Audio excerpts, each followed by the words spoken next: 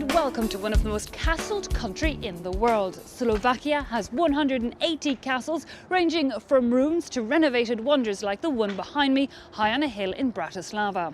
This castle offers something unique, a view across to two other countries, nearby borders that are under the ever more watchful eye of the socialist government in power. Prime Minister Robert Fico has wanted to reinforce the country's ramparts and keep migrants and refugees out. In this edition of Europe Now, we will be looking at the migrant situation and also what may or may not change with these general elections. But first, here's a brief introduction to the country. The first Czech Republic was born in the period between the two world wars and then reborn after the Nazi occupation. In 1948, the communists took power in what was known as the Prague coup. 1989's Velvet Revolution peacefully ended their control and led to the first free elections. Soon after, Slovak politicians began calling for more autonomy. By 1993, the Velvet Divorce was finalized. Slovakia joined the European Union in 2004. The support for the European Union among the Slovakian public is at the level of 73%. But on the other hand, when it comes to migration, the level of support for the European measures, how to tackle the migration crisis, especially the burden sharing, is the lowest in the European Union. Seeking to forge ever closer ties, Slovakia joined the Schengen zone in 2007 and adopted the euro currency in 2009, something its Czech neighbor has yet to do. But in recent months, the country's Social Democrat Prime Minister Robert Fico has loudly opposed Brussels' plans for the resettlement of refugees.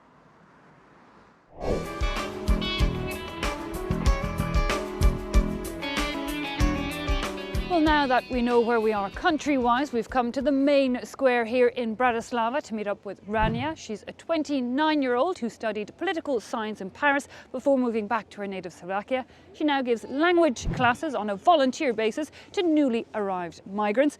Rania, lovely to meet you. I'm Eve. Thanks for your time. Give me, first of all, an idea what it's like for foreigners to move to Slovakia. Are Slovaks welcoming, open? I think it all depends on where the foreigner comes from, on the country. So Slovaks can be very warm and welcoming to certain type of people, and they can be very close to another type. What do you mean? What kind of people would they shun? I think maybe from other continents it becomes difficult, or if the skin color is different, is darker, it can become difficult. There is a big issue with racism in Slovakia. And we saw during the year your socialist Prime Minister Robert Fico, he has basically said he doesn't want to see Muslims arriving in Slovakia. Yes, but I don't think it's a real issue. I think it's a populist speech that he adopted before the elections, because in any case we don't really have Muslims in the country. We have only a couple thousand of them, and they don't plan on coming to this country anyway. So. Well, you deal with migrants almost every day. You give volunteer classes. Let's head over and meet them.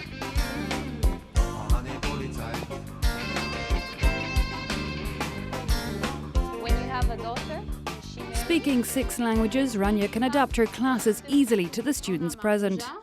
Máte otázky? Máš otázky, Faisal? You have questions? Yes, I have one question because I don't know what mean striko. It's uncle. Faisal is 21. He fled fighting in his native Afghanistan 2 years ago. Also in class today, a compatriot of his, Ferdous. And Ferdous, how are you? I'm fine. Dobre? You're fine? Yes, I'm fine. And what about your job interview? I got the job. Oh, you got the job. I start Thursday. It's a nice one, so I'm very happy.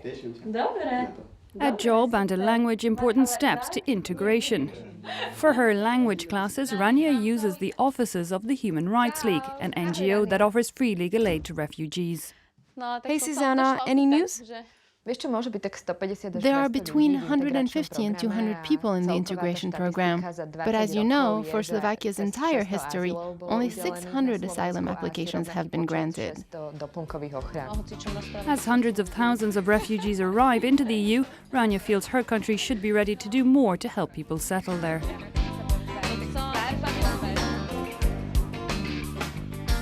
Gosh, Rania, not an easy language to learn. I certainly wish them well with that. However, language vitally important to integrate into a country. What else is available for refugees and migrants arriving? Well, the whole system here is not at all like in Western Europe. They mostly have language courses, in my opinion, not enough. They also have social workers that help them with finding a job, with medical visits. But a lot of us work on a voluntary basis because there is no real funding and no real financing from the side of the state. The means are very, very limited, so I don't think it's enough. Okay, well, integration is certainly of concern for Slovaks and the government here. The Prime Minister, Robert Fico, really concerned that if a lot of Muslims arrived, they could create communities in and with of themselves. So what's it like for those who are arriving? Well, our reporter Johan Baudin went to find out. At these old Slovakian barracks, now a camp for refugees, Araz and his family have just completed the official quarantine period. In his hands, the start to a new life and approved asylum application. This is a letter that explains our rights, but also our duties of what's expected in Slovakia.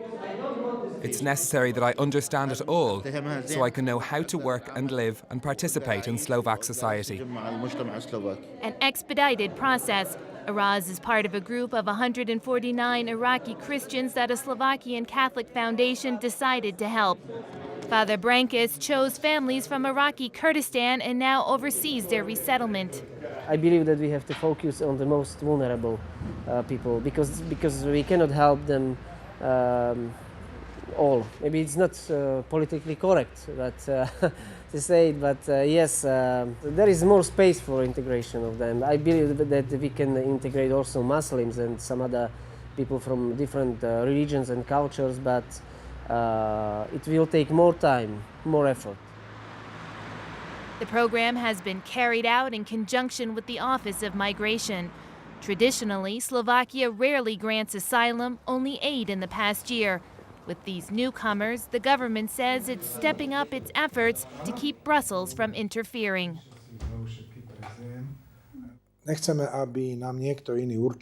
We don't want someone to tell us who we have to help. So that's why we chose the Iraqi Christians. Slovakia's position on quotas is that it's a joke, nonsense, something ridiculous. And finally, this method of transferring populations from one country to another, for me, that evokes Stalin's methods in the USSR. According to the terms of the agreement outlining the sharing of refugees, Bratislava would host 2,500 migrants, but Slovakia has challenged this in court. The government has allowed just 500 of them to stay temporarily.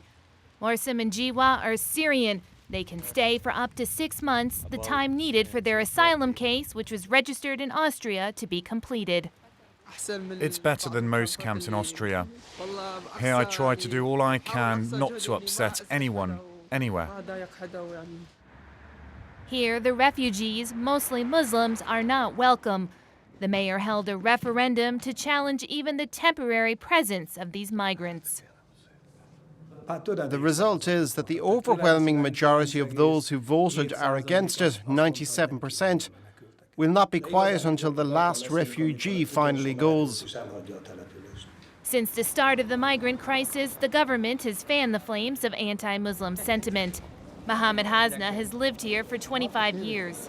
Some members of our community, especially women who wear headscarves or hijab, they feel a little bit afraid.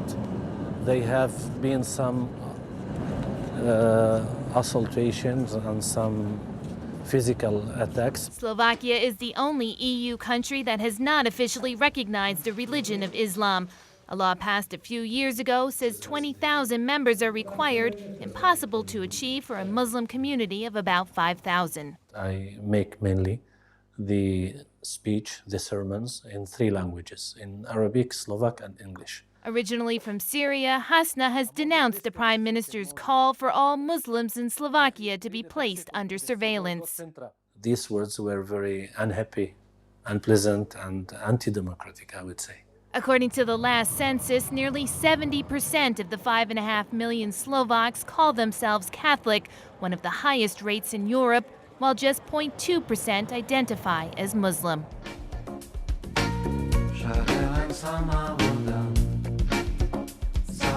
So Rania, I know you feel the Slovak state could do more to help refugees arriving, but how do you think the EU as a whole has dealt with the crisis? I think there definitely has been a lack of agreement between the EU countries as a whole, and I think they definitely need to find another solution and another approach. Well, an MEP for the ruling Socialist Party here in Slovakia has agreed to take your questions. He's waiting for you. I'm guessing you're going to ask him a lot about migration. You can be sure about that. Okay, well, go ahead and I'll you. meet up with you afterwards. Thank you.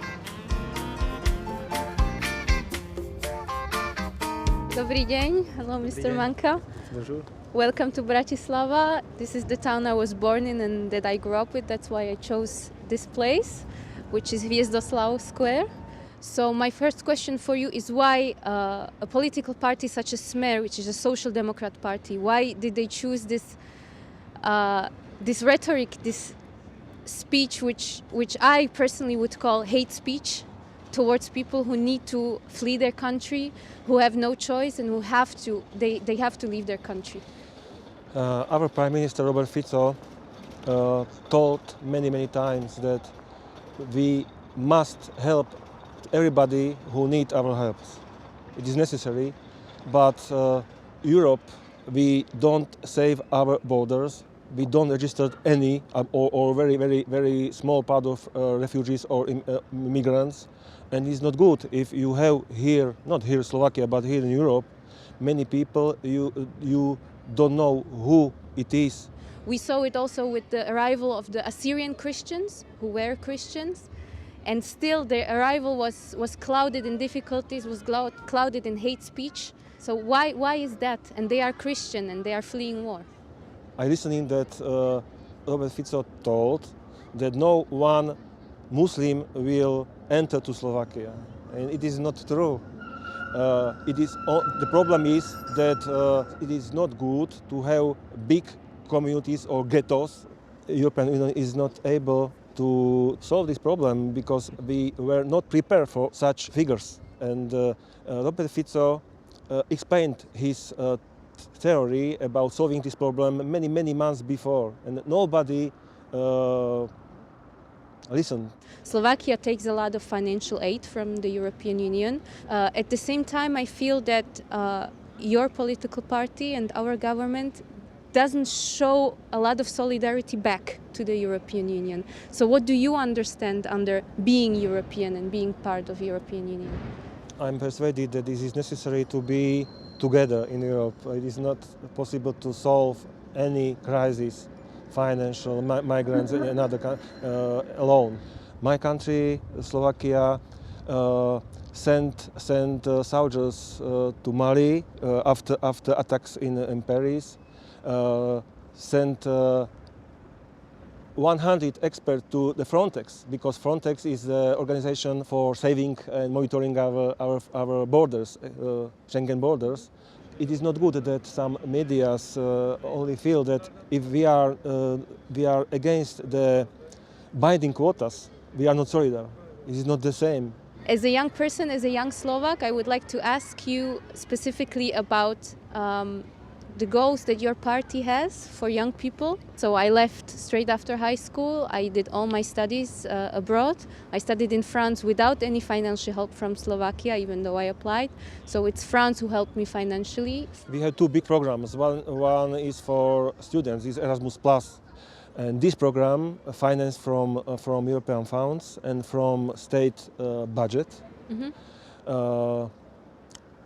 helps young people to find new job or to continue in education. We have many type of schools. They produce the people in the sector that is not necessary for our economy. So thank you for your time. Thank you for answering all my questions. All the best for you. Thank you. Thank you. Very nice to meet you. Thank you.